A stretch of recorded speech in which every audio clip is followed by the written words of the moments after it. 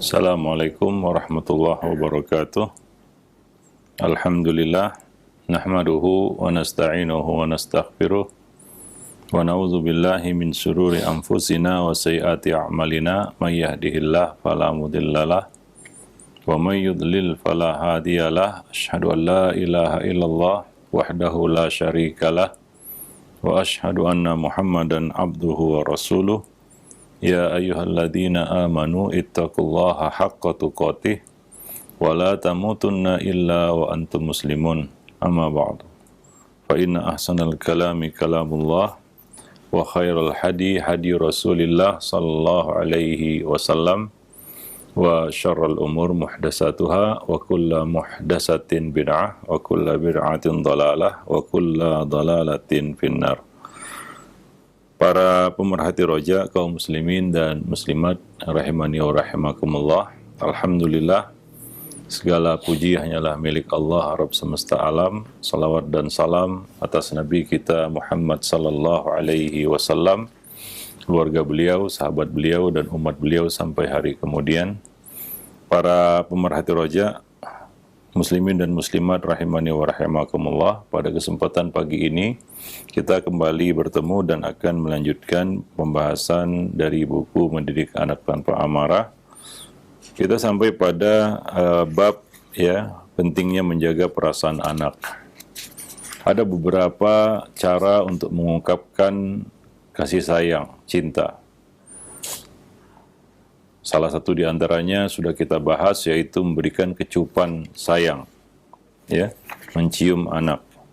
Ini dilakukan oleh Nabi, bukan perkara yang tabu. Karena ciuman di sini maksudnya, kecupan di sini maksudnya adalah untuk melimpahkan dan menuangkan rasa kasih sayang kepada anak. Nabi mengatakan, man la yarham la yurham. Barang siapa yang tidak menyayangi, dia tidak akan disayangi.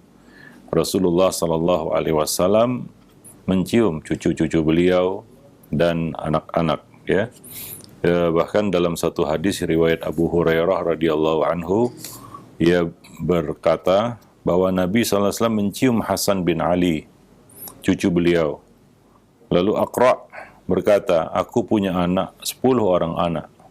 Namun aku tidak pernah mencium satu orang pun dari mereka, seorang pun dari mereka. Maka Nabi berkata kepadanya, man la yarham la yurham. Barang siapa yang tidak menyayangi, tidak akan disayangi. Bahwa memberikan kecupan kepada mereka itu adalah salah satu bentuk kita menuangkan rasa kasih sayang kepada mereka. Dan anak tentunya akan merasakan hal yang sama juga. Dia merasa disayangi, dia merasa didekati, dia merasa dicintai, sehingga akan muncul rasa cinta itu di dalam hatinya. Perasaannya akan menjadi lembut, perasaannya menjadi lunak, dia akan mudah mengikuti kata-kata kita, Nah, demikian. Itu sudah kita bahas pada pertemuan yang lalu. Di antara bentuk cara untuk mengungkapkan rasa kasih sayang dan sangat penting untuk menjaga perasaan mereka adalah membelai anak dengan penuh ketulusan.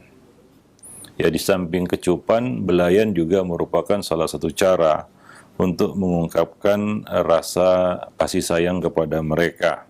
Saat kita berbincang mungkin atau bermain dengannya, maka kita membelai mereka. Dan mungkin kelihatannya hal itu sepertinya sepele. Namun apa yang dirasakan oleh anak ketika ia mendapatkan hal itu dari orang tuanya, bisa jadi melebihi apa yang kita bayangkan. Berapa banyak anak yang tercukupi segala kebutuhan materinya, namun gersang jiwanya karena belayan orang tua tidak pernah dia rasakan. Belayan orang tua tidak pernah dia dapatkan. Walaupun dia mungkin mendapatkan kecukupan materi dan keperluan-keperluan duniawi lainnya. Namun jiwanya gersang, hatinya jauh.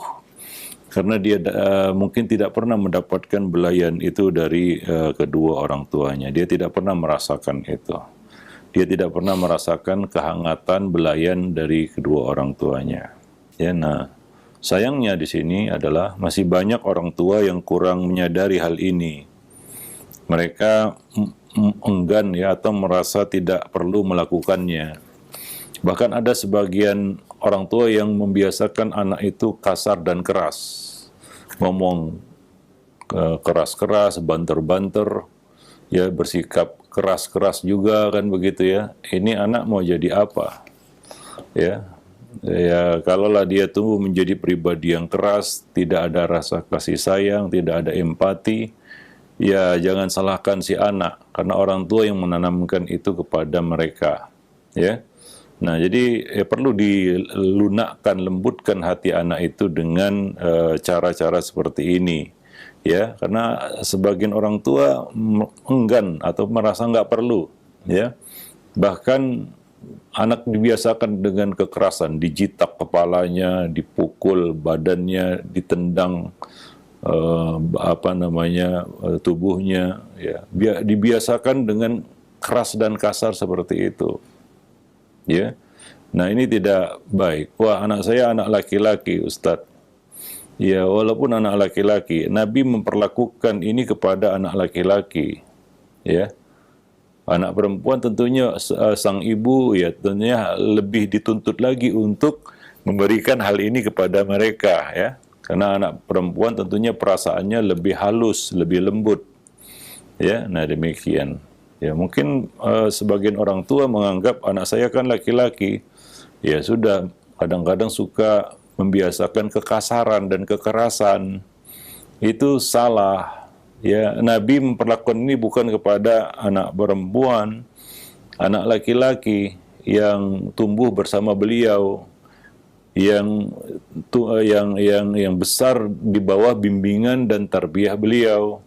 Nabi tidak memperlakukan seperti itu, kasar dan keras, supaya ini jadi keras dan kasar juga, begitu maksudnya. Nah, jadi ada asumsi sebagian orang yang keliru gitu. Anak laki-laki harus dikasari, anak laki-laki harus dikerasi, ala militer kan begitu ya, main tampar, main tendang, ya ada ya, kita lihat orang tua seperti itu dan merasa nggak perlu membelai, mengecup. Anak laki-laki masa dikecup, anak laki-laki masa dibelai, ya. Nah ini pandangan yang keliru, ya. Nah, itu tidak dilakukan oleh Nabi. Nabi justru melakukan sebaliknya, ya. Tidak demikian halnya dengan Rasulullah sallallahu alaihi wasallam. Teladan kita di sini bukan manusia siapa dia kan begitu ya.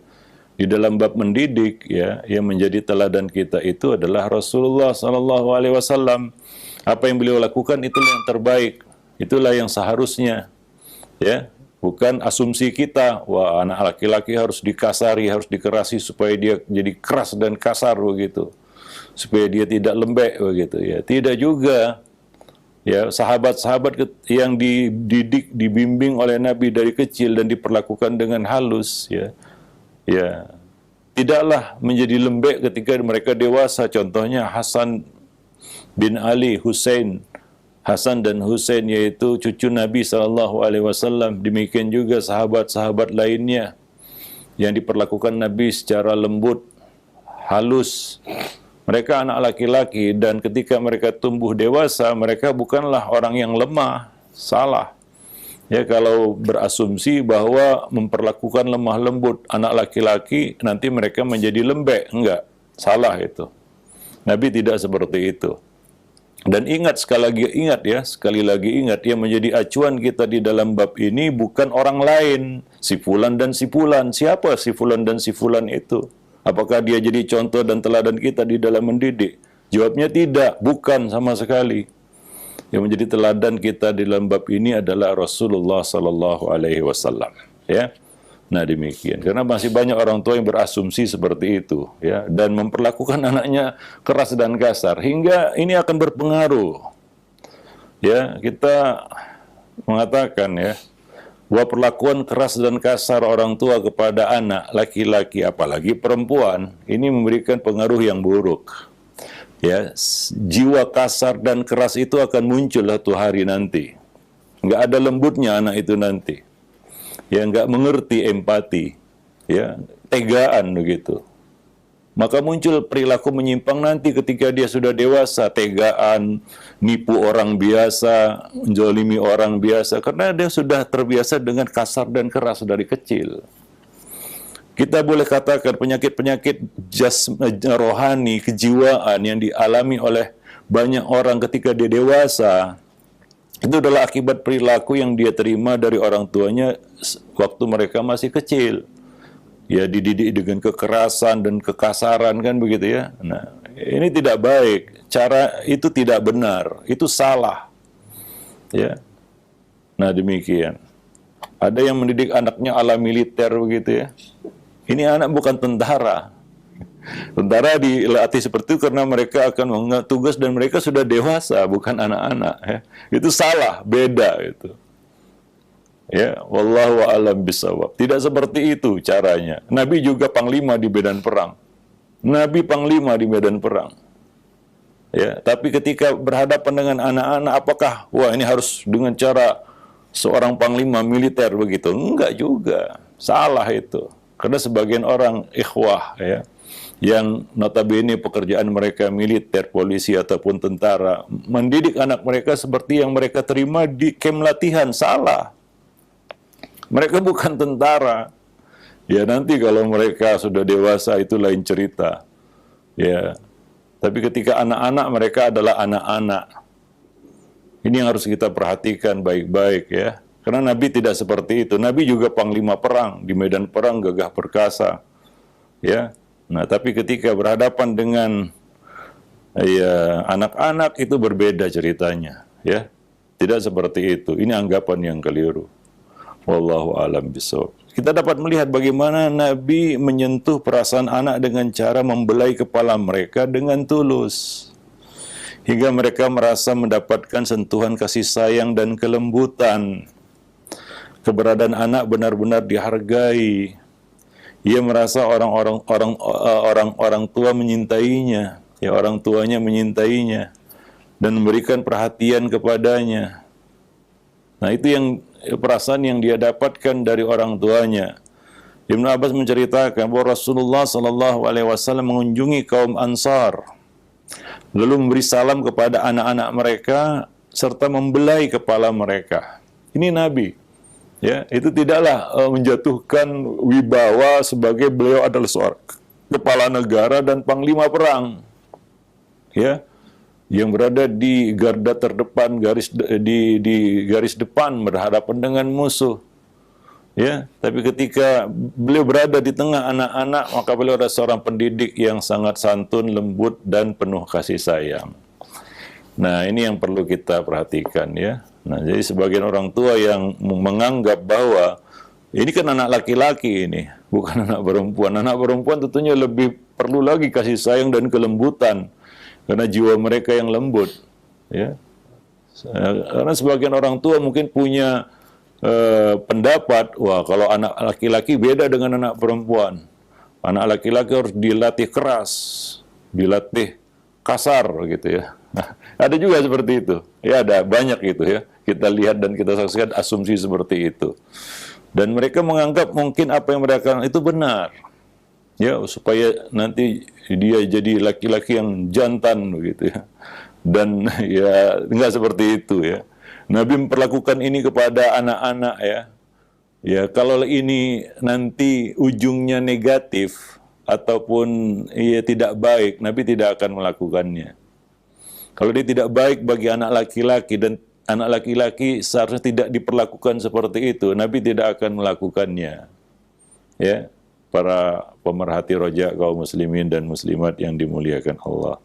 Nah, di samping mengusap kepala, Nabi juga mengusap pipi anak kecil dengan kedua tangan beliau yang mulia.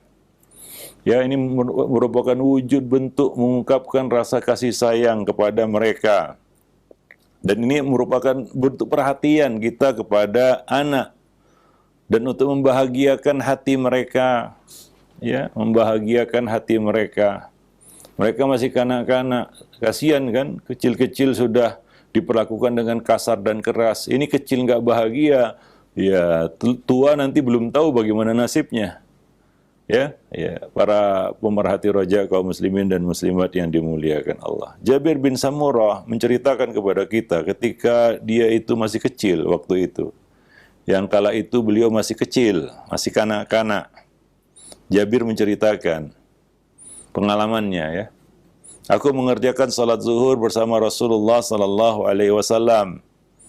Kemudian beliau keluar menuju rumah keluarga beliau. Dan aku pun turut keluar bersama beliau. Lalu beliau mengusap pipiku.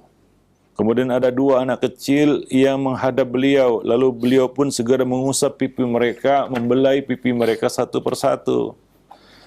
Jabir radhiyallahu anhu berkata, ketika tangan beliau mengusap pipiku, maka tangan beliau terasa dingin dan harum, seolah baru saja keluar dari tempat minyak wangi.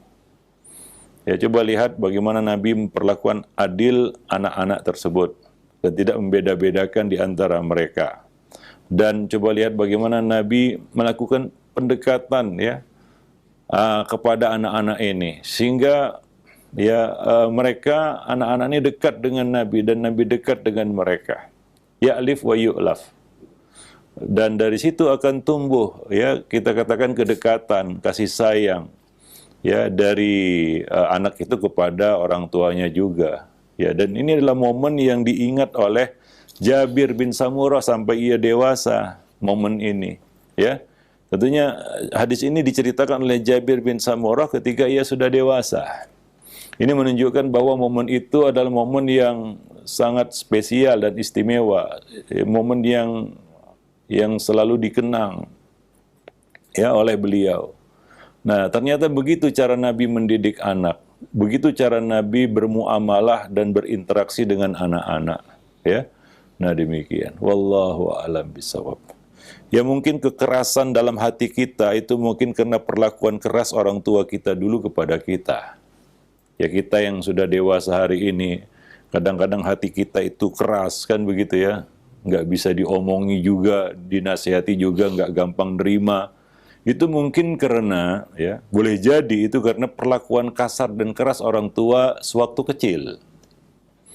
Ini menimbulkan trauma tentunya ya. Trauma pada hati gitu.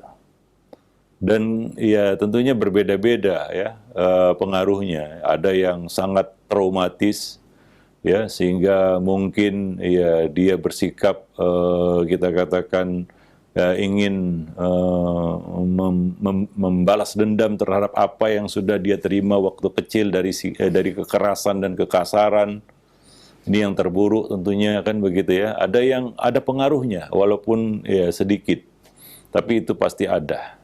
Ya, nah demikian. Wallahu a'lam bishawab. Beda halnya dengan ya kita katakan belayan, kecupan, ya perlakuan yang menunjukkan kasih sayang dan cinta. Ya para pemerhati roja kaum muslimin dan muslimat. Sebagian orang tua beralasan, oh saya keras dan kasar ini karena saya sayang sama anak saya. Enggak seperti itu. Ya, nah tidak seperti itu juga yang harus dilakukan gitu. Lalu bagaimana anak mengerti kasih sayang kalau tidak dari orang tuanya begitu? Dari mana dia dapat melihat kasih sayang itu? Dari mana dia dapat mengerti kasih sayang dan bagaimana dia bisa menyayangi kalau dia tidak disayangi? Ya mungkin alasan itu bisa dibenarkan, wah saya keras dan kasar ini ya wallahu alam memang apakah itu yang ada di dalam hati ya. Wah saya ini kasar dan keras sama anak saya ini karena saya sayang sama anak saya. Wallahu alam, anak juga nggak tahu apa yang ada dalam hati kita. Ya. Tapi yang jelas yang dia lihat adalah kekasaran dan kekerasan itu. Ya, nah demikian. Wallahu alam bisawab. Nah, demikian. Maka jangan buat dia trauma dengan hal-hal yang sebenarnya tidak mereka terima di masa kecil mereka. Ya, masa kecil itu cuma sekali dalam seumur hidup manusia, begitu ya. Nggak akan kembali kecil lagi dia. Anak itu nggak akan kembali kanak-kanak lagi ketika dia sudah dewasa. Maka berikanlah masa kanak-kanak yang terbaik dan terindah untuk mereka. Ya, jangan meninggalkan trauma ya yang membuat mereka mengenang masa kecil itu menjadi benci begitu ya. Mereka mengenang masa kecil, tumbuh rasa benci gitu. Karena yang mereka ingat adalah sesuatu yang tidak menyenangkan bagi mereka. Ya, nah demikian. Wallahu a'lam bishawab. Baik. Nah, berikutnya adalah memberikan sambutan hangat setelah kecupan, belayan. Nabi juga memberikan sambutan hangat kepada anak-anak. Artinya beliau tidak meninggalkan mereka atau tidak menganggap mereka tidak ada begitu ya. Sebagian orang mungkin menganggap keberadaan anak itu seperti nggak ada gitu. Ya, tidak diacuhkan. Ya, Nabi memberikan perhatian kepada mereka. Perhatian itu Nabi wujudkan dalam bentuk memberikan sambutan hangat. Ya, maka awalilah perjumpaan kita dengan mereka, ya, perjumpaan kita, pertemuan kita dengan anak-anak tersebut dengan memberikan sambutan hangat, keceriaan, ya, bahkan canda. Itu anak perlu itu mendapatkan itu dari orang tua, kan begitu ya. Nah, dan ini yang harus kita selalu usahakan, ya, sambutan yang baik. Pada saat kali bertemu, itu akan melapangkan dada anak dan menggembirakan jiwa mereka. Di samping itu akan terbuka komunikasi, ya. Ya, kadang-kadang kita yang harus membuka itu. Anak kadang-kadang nggak bisa memulainya, maka orang tua yang memulai. Ya, dengan ya memberikan sambutan tentunya. Nah, kadang-kadang Nabi memberikan sambutan dengan pertanyaan kepada mereka. Kadang-kadang dengan pemberian. Ya, nah, kadang-kadang memanggil mereka seperti itu, ya, yang mengambil perhatian anak dengan memberikan sambutan. Ya, kadang-kadang kita pasif, kita menunggu mereka mendekati kita. Ya, dan anak-anak ya biasanya sibuk dengan dunia mereka begitu ya. Nah, ketika orang tua mau masuk kepada anak, nah, maka perlu memulainya dengan memberikan sambutan. Ya, Nabi biasanya memanggil mereka seperti Nabi sering berkata, ya gulam, kan begitu ya. Ya gulam, ini u'allimuka kalimat. Ya gulam, ya, ihfadillah yahfazka, kan begitu ya. Nah, ya gulam samillah, ya. Nabi sering memanggil mereka begitu ya, menyeru mereka, ya, bertanya kepada mereka. Ya, nah ini menunjukkan perhatian ya terhadap mereka. Jadi memberikan sambutan untuk ya mendekati mereka. Wallahu a'lam bishawab. Dan ini akan melapangkan jiwa mereka dan menggembirakan hati mereka. Selanjutnya, ini yang kita inginkan sebenarnya adalah dia akan mudah untuk diajak bicara dan berdialog. Ya, tidak semua anak mau bicara, mau berkomunikasi dengan orang dewasa. Kalau orang dewasa itu tidak memulainya, maka ini perlu melakukan, ya, orang tua melakukan pendekatan ya kepada anak-anak dengan cara mengajaknya bicara, berdialog, kan begitu ya. Nah, jika kita mulai itu dengan sambutan hangat, dia akan mudah diajak bicara, mudah diajak dialog, dan ya hatinya akan terbuka. Nah, ini yang penting juga. Hatinya akan terbuka, dia mau terbuka kepada orang tuanya, yaitu atau pendidiknya. Ini disebabkan karena dia merasakan kenyamanan, ya, ya, karena sambutan yang hangat tadi. Dan ini ya kita katakan sangat penting dalam pendidikan, ketika anak itu mau terbuka, ya, mau jujur apa adanya, berbicara tentang mereka, ya, mungkin pandangan mereka kepada ya kita, ya. Nah, dengan itu kita bisa tahu ya masalah-masalah yang mereka hadapi. Wallahu a'lam bishawab. Dan selanjutnya dia mau mengungkapkan segala isi hatinya, ya, menjelaskan segala masalahnya, karena anak-anak juga punya masalah. Dan mungkin dia mau berbicara tentang cita-citanya, kan begitu ya. Dia makan terbuka. Ya, komunikasi itu akan menjadi lancar, ya. Maka mulailah dari sambutan hangat. Ya, nah ya, kalau kita kaum muslimin tentunya jelas ya mengucapkan salam kepada mereka. Maka Nabi mengucapkan salam kepada anak-anak. Nabi pernah melewati rombongan anak-anak ya sedang bermain, Nabi mendekati mereka dan mengucapkan salam. Karena beliau seorang diri, mereka banyak gitu. Yang sedikit memberikan salam kepada yang banyak, kan begitu. Walaupun beliau orang dewasa begitu, yang di hadapan beliau adalah kanak-kanak, tapi beliau mendahulukan mengucapkan salam kepada mereka. Ini adalah salah satu bentuk sambutan. Nah, demikian, ya. Nah, dan tentunya keterbukaan ini adalah satu poin yang penting untuk kita dapatkan ya di dalam mendidik anak. Susah dan sangat sukar apabila anak itu menjadi tertutup. Dan tertutupnya itu karena mungkin dia tidak respect ya kepada pendidiknya, kepada orang tuanya. Atau karena sikap dingin ya pendidiknya atau orang tuanya. Dan cenderung dia menjaga jarak akhirnya. Dia tertutup, dia nggak mau cerita, diam saja. Nah, itu akan menjadi susah dan sulit. Abdullah bin Ja'far saat ia masih kecil bercerita.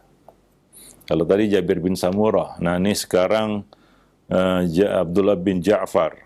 Ia bercerita, apabila Rasulullah SAW kembali dari sebuah perjalanan, maka beliau langsung menemui anak-anak dari kalangan keluarga beliau. Pada suatu ketika, ya, saat beliau baru pulang dari safar, aku segera menemui beliau. Anak-anak mengerti ini, tahu, ya, mereka mendatangi Nabi.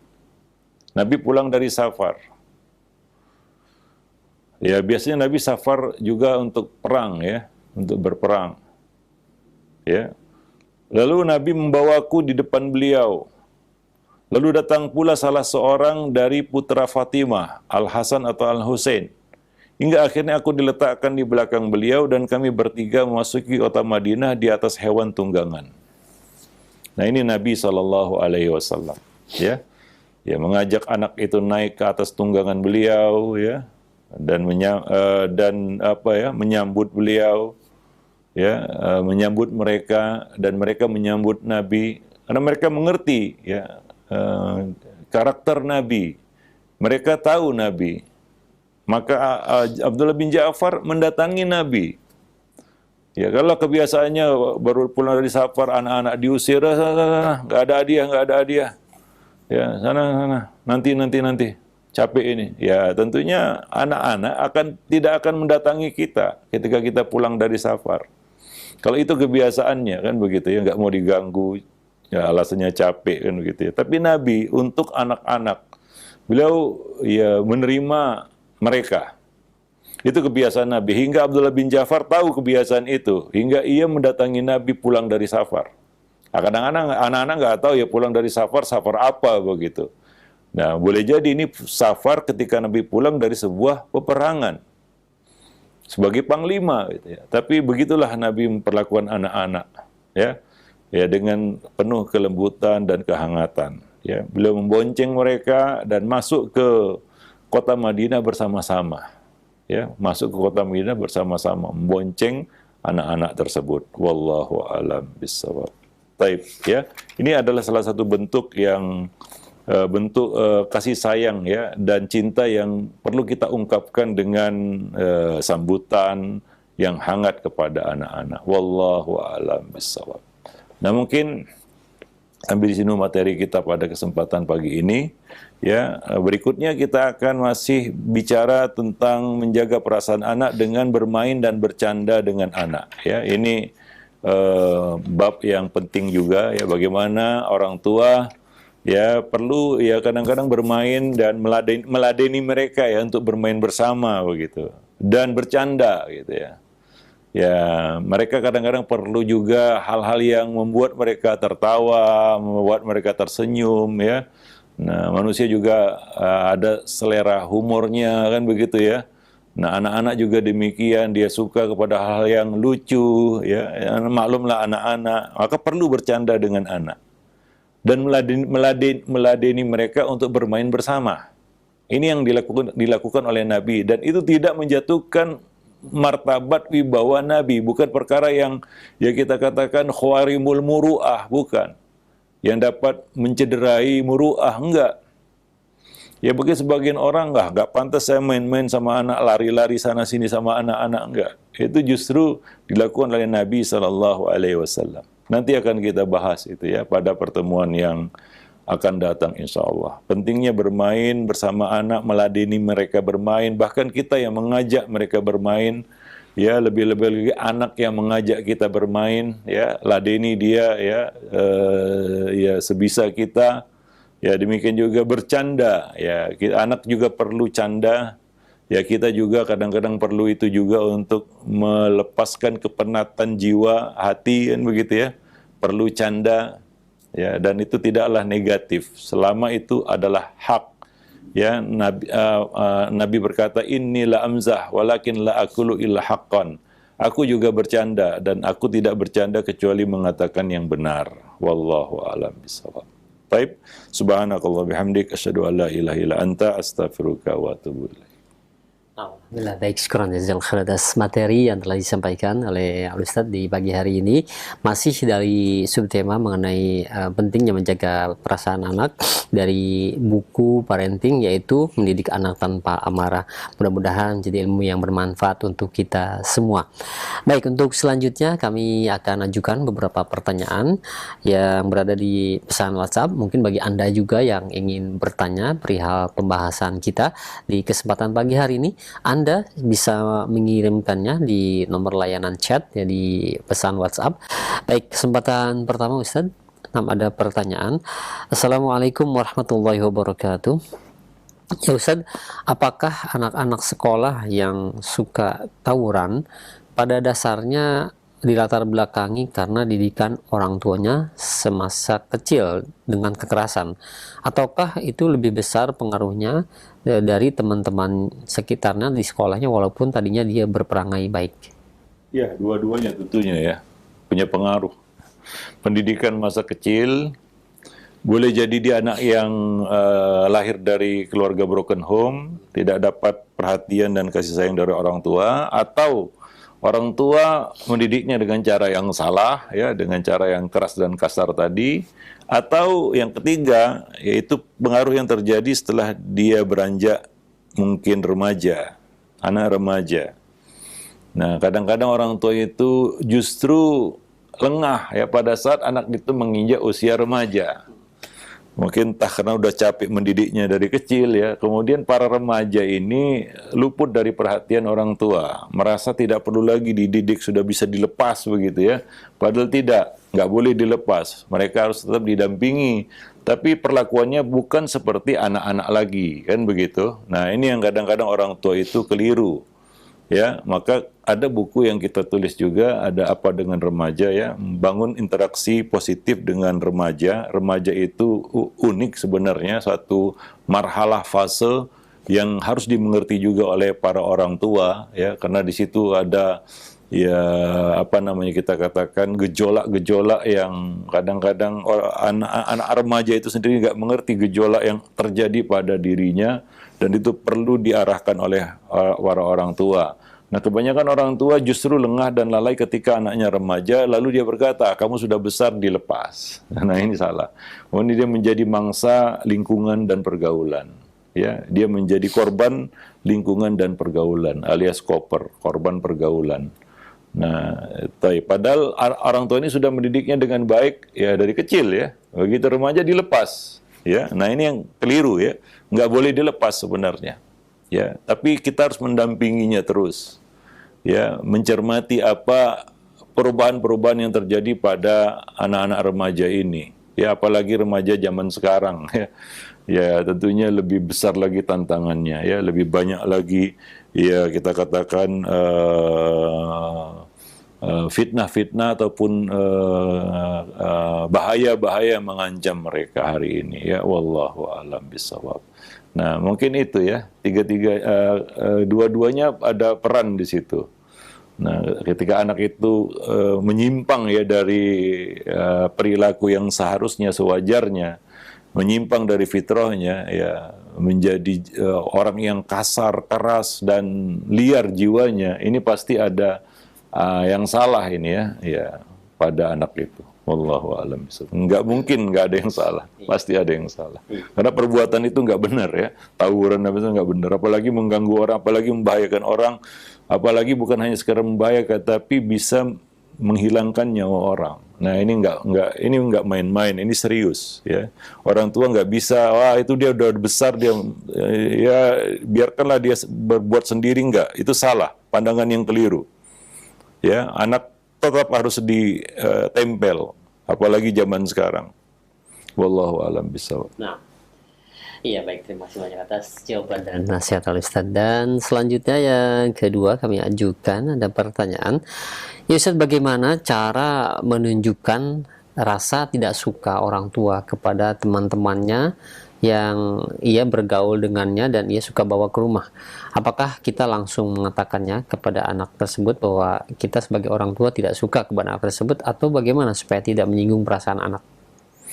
Ya, orang tua punya kewajiban juga untuk memilih pergaulan anak-anak mereka, ya, karena almar'u ala dini khalili itu kata Nabi, ya. Orang itu berada di atas kebiasaan ya teman-temannya. Kalau teman-temannya punya kebiasaan yang nggak baik, ya tentunya dia berkewajiban menjauhkannya. Seperti anak remaja udah bergaul dengan pecandu narkoba, ini nggak bisa main-main.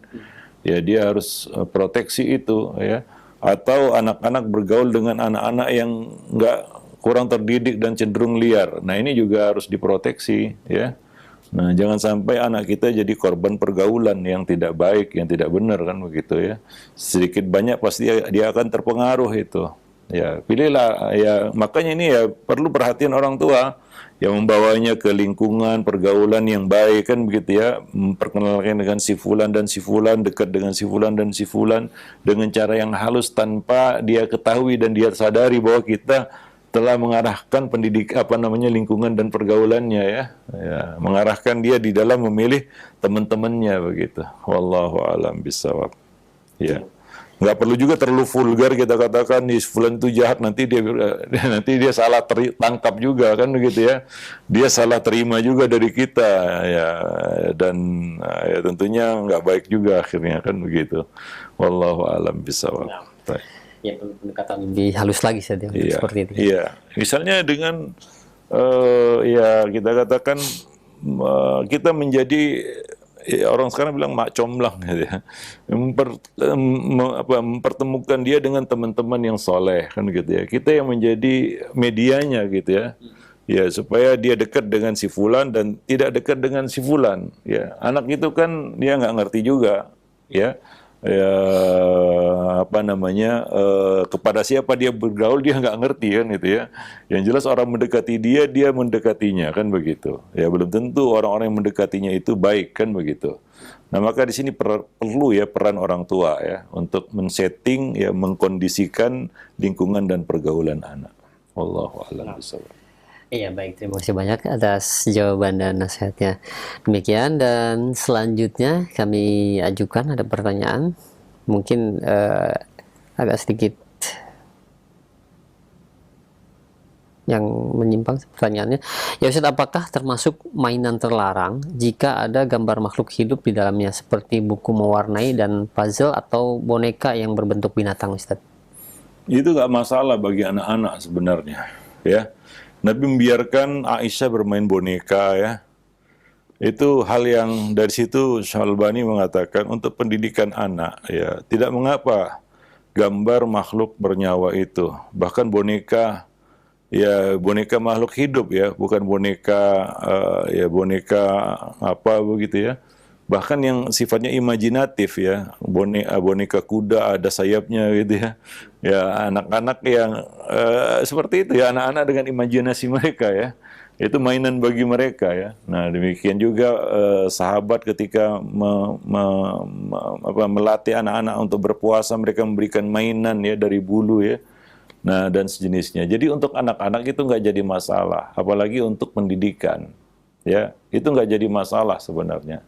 Ya, gambar itu diharamkan untuk suatu alasan tertentu, kan begitu. Nah, ini berbeda ini, ya. Untuk anak-anak ini, ya, apalagi ini adalah muatannya pendidikan, berbeda. Menjadi agak aneh, ya, anak itu disodori boneka nggak ada kepalanya begitu, ya. Ya, nah, ini boneka ini, tapi kepalanya puntung, gitu. Kenapa ini? Enggak seperti itu juga. Sebagian orang terlalu saklek mungkin, ya, sehingga buku untuk anak-anak kepalanya terbeleh, gitu, ya. Ya, wajah tanpa ekspresi, gitu. Kadang-kadang lucu juga. Tapi, ya, soalnya untuk anak-anak nggak jadi masalah, ya. Untuk anak-anak itu nggak jadi masalah. Ini kan bukan orang dewasa, kemudian gambar itu bisa menjadi suatu pengagungan, takzim dan lain sebagainya. Untuk anak-anak, makanya Syalbani membolehkan itu untuk anak-anak, untuk pendidikan begitu ya, nggak jadi masalah juga. Nggak harus juga diblur wajahnya begitu ya, dihitamkan wajahnya, nggak, tanpa ekspresi itu gambar. Kan mengerikan bagi anak sebenarnya. Apa yang ada dalam benak anak, lihat gambar begitu. Tapi nggak ada matanya, nggak ada hidungnya, nggak ada mulutnya, gitu. Ngeri juga itu ya. Nah, atau gambar ya binatang kepalanya terputus gitu ya. Sebenarnya nggak harus seperti itu juga. Kalaulah demikian adanya, Nabi nggak membiarkan Aisyah bermain boneka, atau minimal bonekanya dipotong kepalanya kan gitu ya, supaya nggak utuh begitu. Ya, itu berlaku untuk hal-hal yang lain. Ya, ini kadang-kadang kita keliru memahaminya, sehingga untuk anak-anak jadi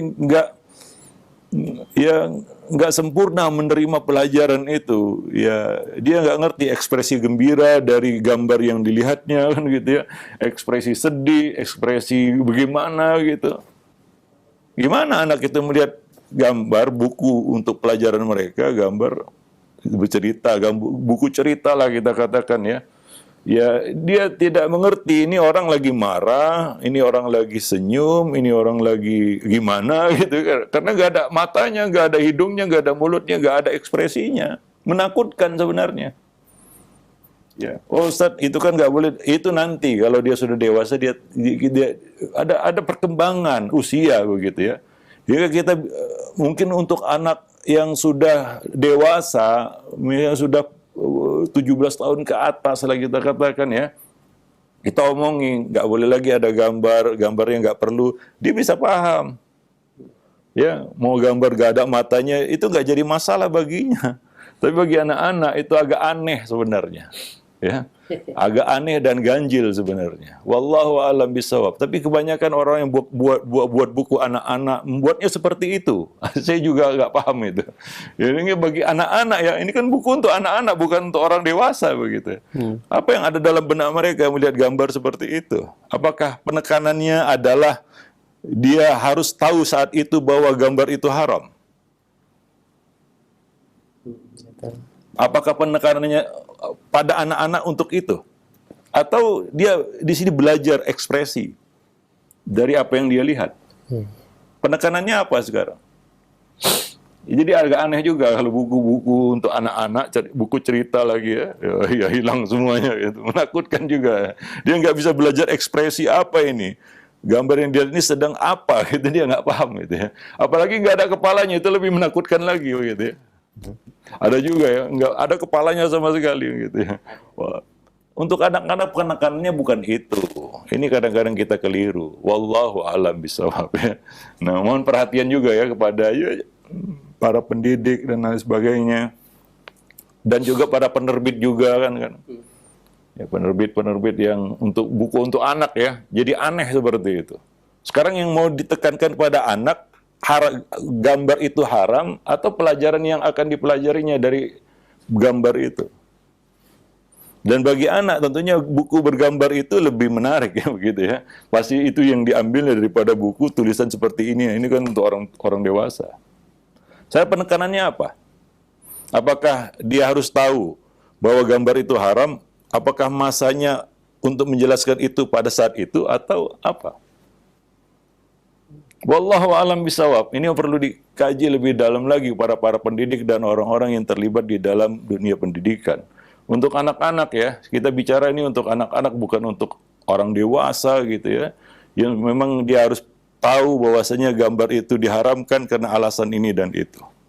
Wallahu a'lam bishawab. Nah, demikian. Baik. Ya, jadi Syalbani berdalil dengan kisah Aisyah tersebut yang bermain boneka kuda Nabi Sulaiman ada sayapnya ya. Walaupun kuda itu nggak ada sayap, tapi Nabi membiarkan Aisyah bermain boneka itu. Kalau di dalam buku itu banyak gambar makhluk hidup, sebaiknya jika memang sudah selesai kita tutup saja, karena ada hadis juga yang mengenai malaikat tidak mau masuk. Itu kalau dipajang. Kalau dipajang saja. Bukan. Lain lagi. Ya, lain lagi. Iya, juga kita harus paham juga kan begitu ya. Ya kalau seperti itu Nabi akan membuang boneka Aisyah itu keluar rumah karena akan menghalangi malaikat masuk ke dalam rumah beliau. Sebagaimana ada anjing yang masuk ke rumah kan begitu ya, dan juga ada tirai yang itu yang dipajang di pintu begitu ya. Tapi Nabi menurunkan tirai itu, tapi membiarkan Aisyah bermain boneka di rumah beliau. Iya. Wallahu alam bisawab. Iya. Baik, mungkin sampai di sini dulu pertemuan kita pada kesempatan pagi ini. Mudah-mudahan bermanfaat. Lebih dan kurang saya mohon maaf. Aqulu qauli hadza astaghfirullah li wa lakum sa'iril muslimin innahu huwal ghafurur rahim.